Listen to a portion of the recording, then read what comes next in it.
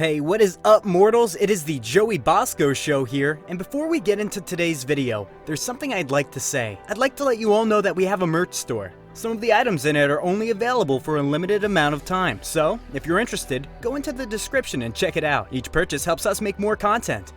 Now, with that out of the way, let's get into the video.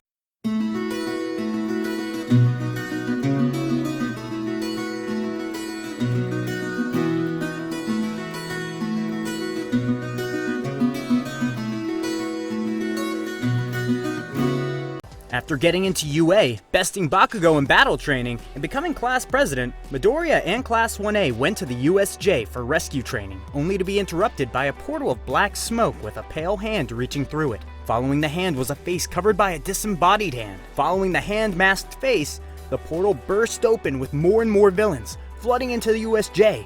Aizawa was the first to react, instructing the kids to stay close together and not to move.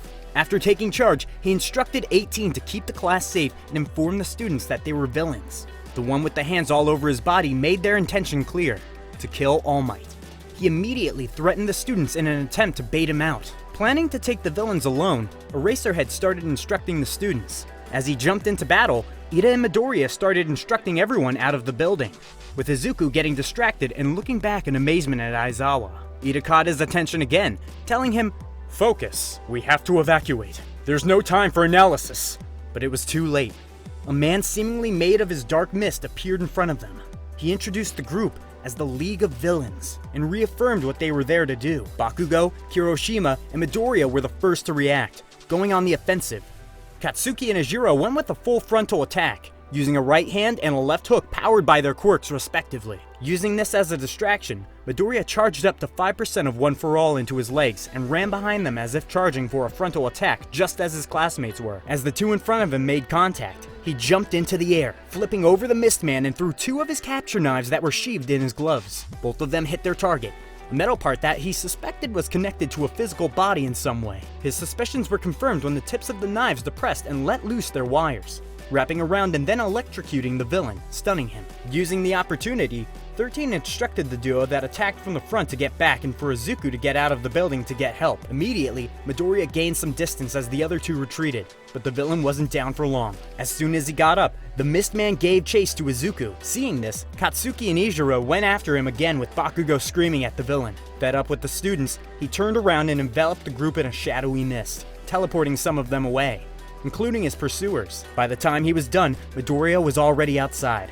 He kept running for a while after he got out of the USJ, finding a secluded area before taking out his phone. All Might and Principal Nezu were discussing Toshinori's stubbornness and settling for tea when the pro hero's phone went off. After a quick apology, he checked who was calling, only to be perplexed by it being none other than his successor. He answered the phone, a bit of worry creeping upon him. "Young Midoriya, why are you calling? Did something happen?" On the other side of the phone, his slightly out-of-breath apprentice spoke. "A group calling themselves the League of Villains showed up in the USJ, saying they came to kill you. Aizawa and 13 are fighting them off right now, but I don't know how much longer they can keep fighting. You need to get here as soon as you can and bring backup. I got away with the help of everyone else in order to call for backup, but they're still in the building. They got in with a villain who can open portals using some sort of black mist." All Might solemnly said, "Understood," before he hung up and bulked into One For All. He gave a couple word summary to Nezu, telling him to gather other teachers for backup as he was heading out. Putting his phone back into one of his pouches, Izuku started heading back to the USJ. He felt he needed to do something, to help in some way because the teachers and students were clearly outnumbered. And if the group was really strong enough to take down All Might, then they were outmatched as well. His suspicions were confirmed when he got back. 13 looked like she got a dose of her own quirk. The students were scattered.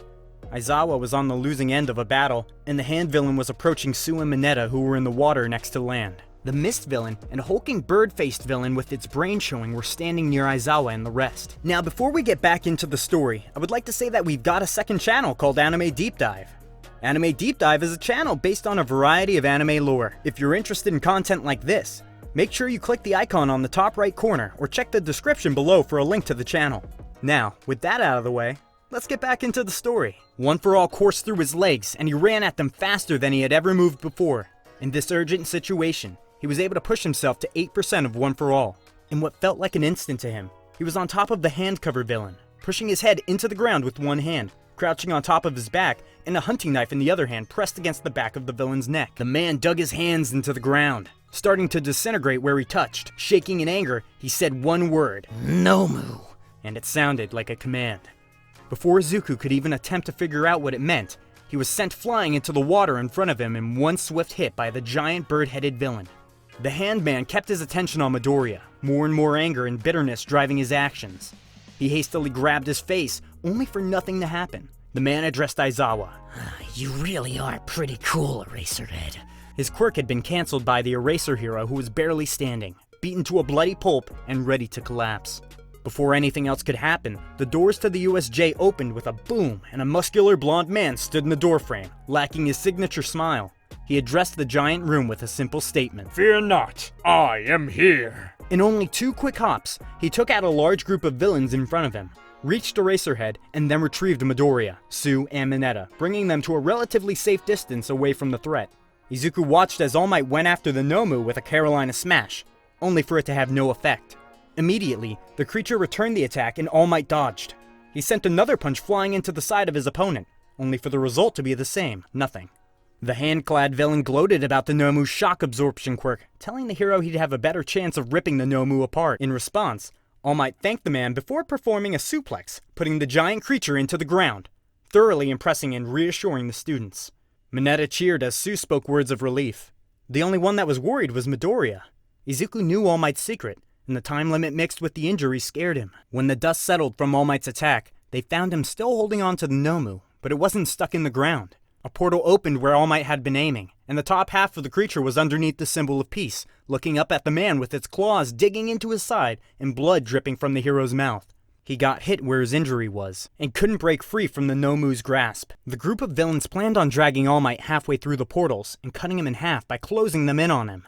The arms started slowly but surely dragging him into the portals. As he got closer and closer to getting cut in half, Izuku told Tsu to take Aizawa to safety. He rushed towards the villains, sword in hand with One For All powering his legs at 8%, only to be joined by a familiar, angry, explosive blonde shouting at it. "Get the hell out of my way, Deku!" Bakugo hit the mist villain with an explosion and slammed him to the floor, taunting him. Shortly after, half of the Nomu froze over, the culprit being the one and only Shoto Todoroki, who proceeded to say that the villains weren't capable of killing the symbol of peace. As all of this was happening, Izuku was fighting the hand villain. He used an aggressive combination of slashes and kicks to push the villain back. Every attack the villain dodged was retaliated against with swiping and grabbing that missed Izuku. Neither one of them was able to land a hit on the other until Kirishima hit the villain in the side using his quirk while he was dodging to the side of one of Midoriya's kicks. With the opening, the 4 students beat him. All Might was able to get out of the weakened Nomu's grip. Bakugo threatened the Mist Man and mocked him, announcing that he knew the villain's weakness due to "Deku's stupid knives," as he phrased it. The hand-covered villain commanded the Nomu to deal with Bakugo. By the time he sent out the command, he was already pinned by Midoriya in a way that prevented him from using his quirk. Izuku lost focus when he heard the command and got thrown off of the hand villain. Pushing itself out of the portal, the Nomu broke the frozen part of its body into nothing and quickly started regenerating its missing body parts.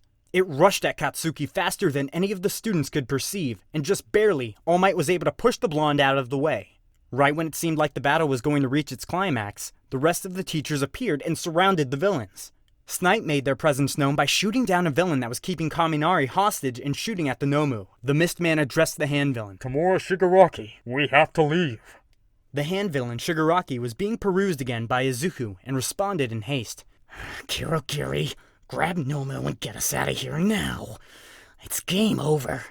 Guess we gotta try again another time. What was left of the League of Villains left. Swearing to kill All Might the next time they meet, Shigaraki dropped under one of Izuku's punches and disappeared into a portal on the ground. After they left, the students and teachers regrouped, making sure everyone was accounted for and unharmed. The only injuries were Aizawa's arms being crushed and his eyes messed up, and 13 having lacerations on her back and left arm. The police took everyone's statements, while All Might used the rest of his time to reassure the students and help keep everyone calm. Later, Detective Namasa Tsukachi found and talked with Izuku and All Might about the incident at the school. That night, Midoriya sent a message to his former master, Stain, for the first time in a while. The two kept in touch, but they didn't exactly talk. They kept each other somewhat up to date with what was going on in their lives. Stain's messages were usually vague and served more as a way to tell Izuku that he was still alive. The last time he had messaged Stain had been when he got One for All. He told his former master that he had finally awakened his quirk and had been one of the few instances of an extreme late bloomer. It was one of the only times he got an immediate response back, or a proper response at all. It was a simple congratulations.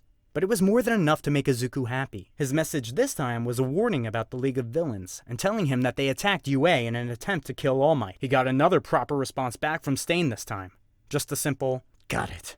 The next day of school, Eraserhead came into school completely recovered and ready to teach, shocking the entire class. After everyone settled down, he announced that UA Sports Festival was coming up soon, and that the top heroes would be scouting them out, and that they needed to proceed with the sports festival to show that a small villain attack couldn't shake up UA High School. In the next part, Izuku finds out Ochako's reason for wanting to become a hero. All Might talks with him about the sports festival, and other students start scouting out Class 1A leading up to the festival. Once it starts, will Midoriya be able to make his debut he's aiming for, or will he fall flat? Thank you all for watching the video to the end. Now there's a few more things that I'd like to go over before the video ends. On behalf of We the Celestials, I'd like to thank the writer for this video, as well as the editor for this video. Their details will be in the description. If you're a voice actor, editor, or writer, or you're interested in becoming one of those, go to the Discord that's in the description of this video and hit up the head of one of those areas. We're always looking for members to join us. That's it from us for today's video. So, thank you all for watching, and don't forget to hit that subscribe button if you're interested, and hit that like button if you liked the video. Until next time, peace out, mortals. Have an amazing day! Eyes in the sky, gazing far into the night. I raise my hand to the fire, but it's no use, 'cause you can't stop it from